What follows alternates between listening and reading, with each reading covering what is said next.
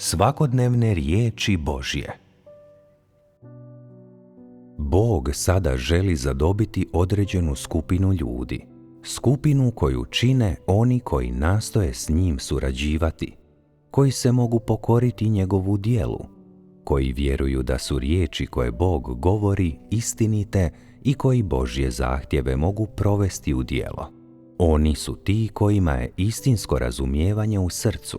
Oni su ti koji mogu biti usavršeni i oni će neizbježno moći ići putem usavršavanja. Oni koji ne mogu biti usavršeni su ljudi bez jasnog razumijevanja Božjeg djela, koji ne jedu i ne piju Božje riječi, koji ne obraćaju pozornost na njegove riječi i koji u svojem srcu nemaju nimalo ljubavi prema Bogu. Oni koji sumnjaju u utjelovljenog Boga, koji nikada u njega nisu sigurni, nikada njegove riječi ne shvaćaju ozbiljno i uvijek ga varaju, su ljudi koji se opiru Bogu i pripadaju Sotoni. Nema načina da se takve ljude usavrši. Ako želiš biti usavršen, onda najprije moraš steći Božju naklonost, jer On usavršava one kojima je naklonjen i koji su po njegovom srcu.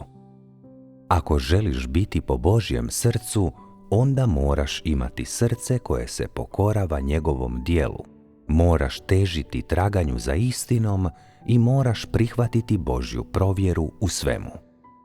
Je li se sve što činiš odvijalo pod Božjom provjerom? Je li tvoja namjera ispravna? Ako je tvoja namjera ispravna, Bog će te pohvaliti. Ako je tvoja namjera pogrešna, to pokazuje da ono što tvoje srce voli nije Bog, već tijelo i Sotona. Zato moraš koristiti molitvu kao način prihvaćanja Božje provjere u svemu. Kada se moliš, iako ja osobno ne stojim pred tobom, Duh Sveti je s tobom, a ti se moliš i meni i Duhu Božjem. Zašto vjeruješ u ovo tijelo? Vjeruješ jer on ima Duh Božji. Bi li vjerovao u ovu osobu da je on bez Duha Božjeg? Kada vjeruješ u ovu osobu, vjeruješ u Duha Božjeg. Kada se plašiš ove osobe, plašiš se Duha Božjeg. Vjera u Duha Božjeg je vjera u ovu osobu, a vjera u ovu osobu također je vjera u Duha Božjeg.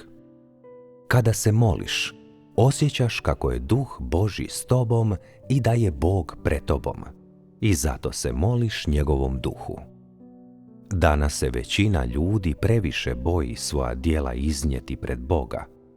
Iako možda možeš prevariti njegovo tijelo, ne možeš prevariti njegov duh.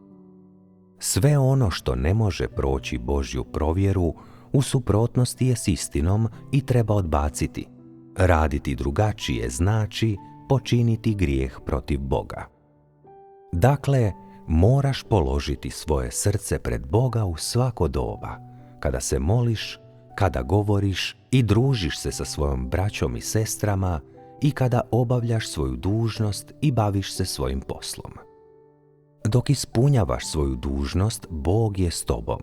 I sve dok je tvoja namjera ispravna i u službi je djela Božje kuće, On će prihvaćati sve što radiš. Trebao bi se iskreno posvetiti ispunjavanju svoje dužnosti. Ako, dok se moliš, u tvojem srcu ima ljubavi prema Bogu i ako tražiš Božju brigu, zaštitu i provjeru, ako je sve to tvoja namjera, tvoje će molitve biti djelotvorne.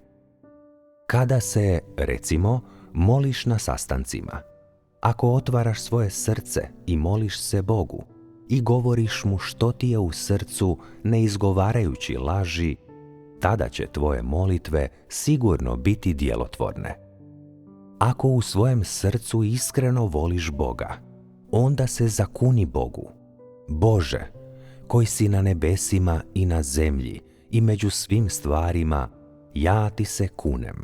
Neka Duh tvoj ispita sve što činim i neka me štiti i brine za mene u svako doba i učini da sve što radim bude u tvojem prisustvu.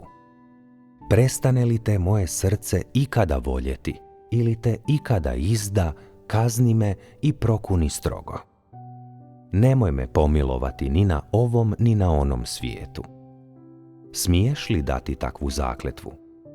Ako ne smiješ, to pokazuje da si plašljiv i da još uvijek voliš sebe. Imate li ovakvu odlučnost? Ako je to zaista vaša odluka, trebali bi položiti ovu zakletvu.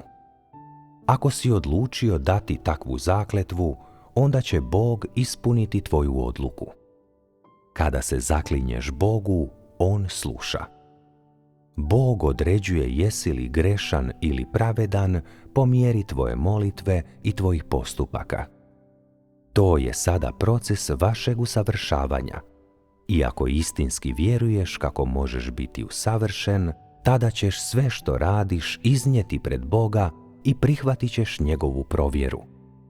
Ako učiniš nešto nečuveno buntovno ili izdaš Boga, On će tvoju zakletvu provesti u djelo.